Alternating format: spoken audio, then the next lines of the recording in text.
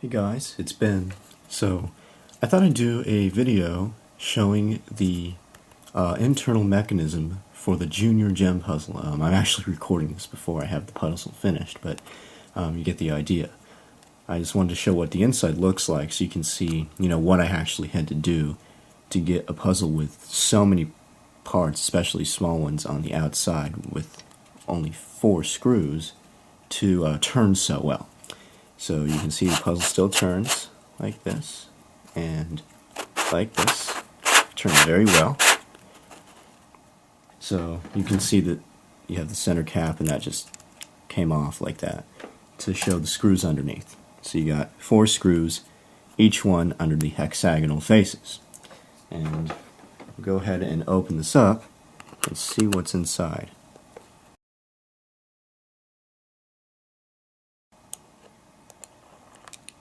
That's why I like magnetic screwdrivers. Okay, so this screw is out. Let's see if we can take off this layer. We can. Very nice.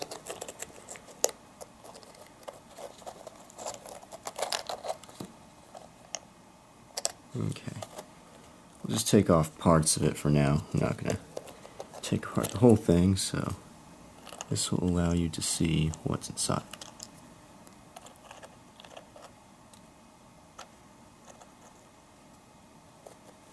Okay.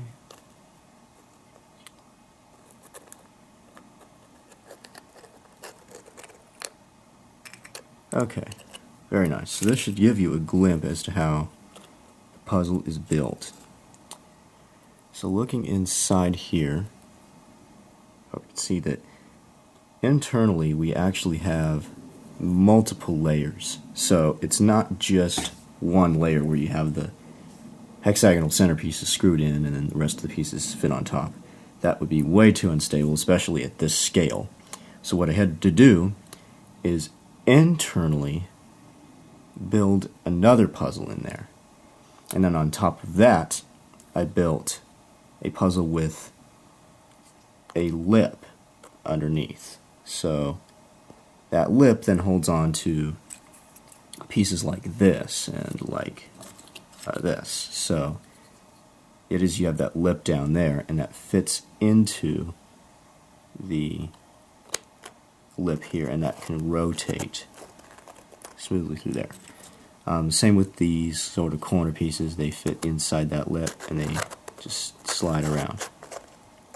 So that lip holds those pieces very securely in place, which then allows for these triangular pieces to be held in very securely because the center is here, which then holds this piece, and also these pieces are holding this piece, so it makes it very stable. So you can sort of see how that works. And if we continue taking the rest of this layer off, okay, the idea is that we actually have 2 centers. So we have this one right here that rotates, and that corresponds to the very top layer of the puzzle. Then taking that off, we have another center in here, and that would come out obviously, but yeah, you get the idea for that. In reality, what we have in here is a scube. So internally here, there is a scube which fits onto the rest of the pieces, and that's what holds everything in place. I'll see if I can take apart some of the other layers without removing the screws per se, so you can see some interaction between the parts. Okay, yeah, so gives you a better idea. You got this center which rotates freely, and then you got this one underneath. You'll see that in a second. And let's go to another layer here.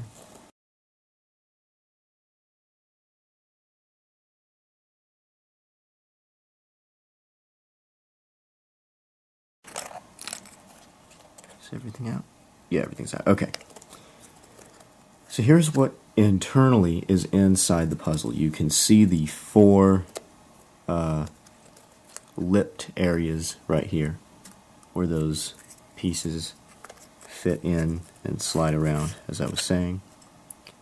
we have these little Pyrex crystal pieces, and these fit underneath these pieces because there's an extra layer of mechanism for those pieces. You can see that. And it's sort of the same idea with this when they're turning across. But anyway, so we have that, and then interaction between these two pieces, like this. So there's this one groove basically that's holding this side in. Of course, we got the lip on the bottom, but you still got this right here. That all fits in that groove. Then we've got these pieces. Very interesting. So these are the triangular pieces that you see, and you can actually see that the bottom of the piece is very long, and this is kind of like the floating anchors technique. It's to keep these pieces upright and make sure they stay aligned. And we can see how these fit in here, just like that. Those slide through. And then the interaction with the center. So this is the center, and you can see how this fits onto it like this, and then slide through.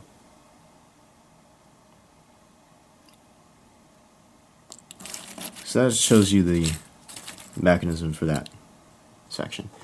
Now if we take a look at this core that we have left, we have, well, imagine that the center is still here, but we have 4 centers here, and it turns exactly like a cube. So you can see that. This puzzle turns just like a cube. We've got the 4 centers here. These are actually the square pieces on this cube. So these are here. Then these are the floating cube corner pieces. So these are actually visible on the outside of the puzzle. And those all turn around like this. Yeah, turning isn't super good because that center is out, but yeah, you get the idea.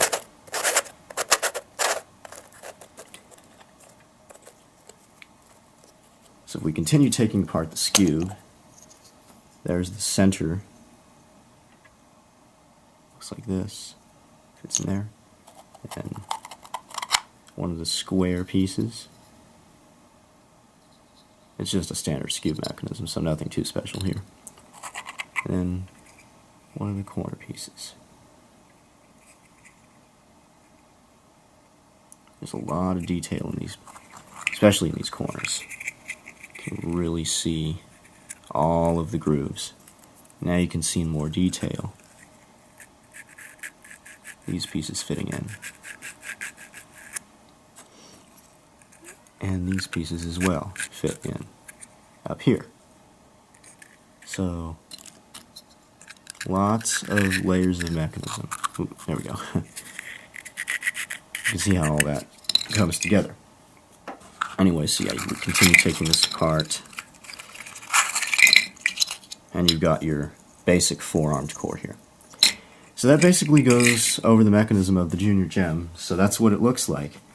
You can see it's certainly quite intricate with the part shapes. That was definitely necessary to make it stable. Otherwise, those triangular pieces would have been a nightmare on the outside of the puzzle, especially at a scale like this. So that basically goes over it.